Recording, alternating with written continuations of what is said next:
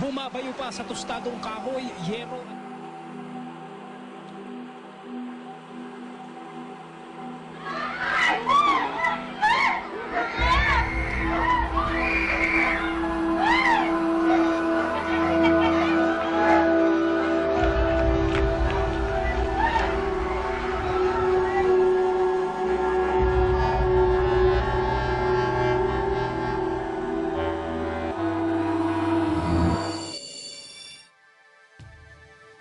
Ito ang Bureau of Fire Protection, ang ahensyang inatasang rumesponde sa sunog at agapan ang paglaganap nito. Sa ika-22 taon ng kanyang pananatili, walang humpay ang pagsasanay ng kanyang mga kawani upang maihatid ang kaukulang serbisyo na maihahandog niya sa mamamayang Pilipino.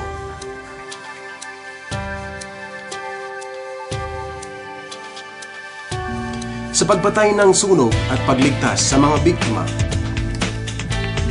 sa pag-imbestiga at sa pag-iwas nito, sa mga taong nangangailangan ng lunas medikal, sa pagtulong sa Armed Forces of the Philippines sa oras ng kalamidad, at sa iba't iba pang mapanganib na sitwasyon. Ang Bureau of Fire Protection ay laging handang maglingkod sa ating bayan. Ngayong taong 2013, patuloy na inaangat ng ahensya ang antas ng serbisyong kanyang maihahandog sa mamamayang Pilipino. Patuloy ang alokasyon ng mga fire truck at fire station sa bansa.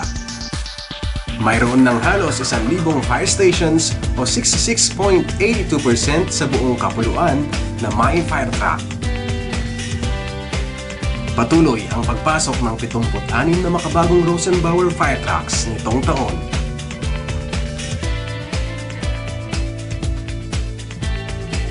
Ipinagkaloob din ng Korea Federation of Fire Association ng South Korea ang paunang 6 na fire trucks na ibinigay sa mga third-class na munisipalidad sa bansa. Kaakibat sa pagpatay ng sunog ang mga fire hose at nozzle. Umabot sa 14,000 ang 1.5 pulgadang fire hose, samantalang nasa 2,400 ang fire nozzle na kaparehong sukat nito. Nasa 6,800 ngayon ang fire hose na may sukat na 2.5 pulgada at ang fire nozzle naman nito ay nasa 1,500. Nagkaroon din ang ahensya ng karagdagang Personal Protective Equipment o PPE upang mapangalagaan ang kaligtasan ng kanyang mga kawani sa oras ng responde. 6,200 fire boots, 5,500 fire gloves, 3,400 fire trousers, 5,900 fire coats, at 7,900 fire helmets ang nasa inventaryo ngayon ng BFP. Madadagdagan pa ito ng 1,600 buong set ng PPE na bibilhin din sa taong ito. Tumaas din ang bilang ng ating mga SCBA o Self-Contained Breathing Apparatus na umabot na ngayon ng halos 300 piraso. Mayroong 1,360 SCBA na bibilhin ngayong taon. Patuloy rin ang pagbili ng fire safety tools at gadgets, fire investigators toolkit, chemical fire suppressants, at arson laboratory equipment.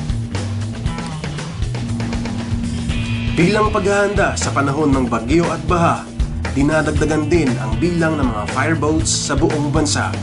Sa kasalukuyan, umabot na ito sa 45. Mula Enero hanggang Hunyo nitong taon, mayroon ng 546,000 establishmentong na-inspeksyon ng ahensya. Humigit kumulang na 500,000 Fire Safety Inspection Certificate ang in-issue at 633 milyong piso ang nakolektang fire code fees alinsunod sa Fire Code ng Pilipinas. Aktibo rin ang ahensya na may palaganap sa publiko ang panganib ng sunog at kung paano ito maiiwasan sa pamamagitan ng TV, radyo, mga mabasahin at internet. Sa parehong panahon, Umabot sa 6,600 ang sunog na naimbestigahan ng ahensya, kung saan 136 dito ang napatunayang sinadya. Ang mga makabagong paraan at teknolohiya sa pag-iimbestiga ay isinasama ngayon sa mga standard operating procedures ng ating mga fire arson investigators. Nitong taon, rumesponde ang emergency medical services sa 5,600 medical cases. Upang mapabilis at mapabuti ang pagbibigay serbisyo sa publiko, ang ahensya ay nagdagdag ng humigit kumulang 1,200 Fire Officer 1 mula 2012.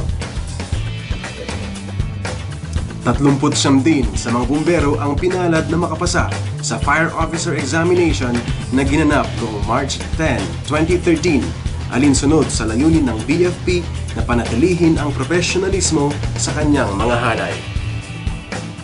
Walang humpay din ang paglinang sa kasanayan at kagalingan ng buong kabumberuhan upang maging mas epektibo sila sa pag-iwas at pagpatay ng sunog. Simula noong 2012 hanggang sa kasalukuyan, 1,700 bumbero ang nagtapos sa kanilang pagsasanay sa Fire National Training Institute at Philippine Public Safety College. Ang pagpapalawig ng kakayahan at pagbili ng makabagong kagamitan ay nagpapatunay sa mithiin ng ahensya na maging maaasahan ng mga mamamayan sa oras ng kanilang pangangailangan. Makakaasa ang sambayanan sa patuloy na pag-angat ng antas ng paglilingkod ng ating kabumberuhan sa bayan. Kami po ang inyong Bureau of Fire Protection.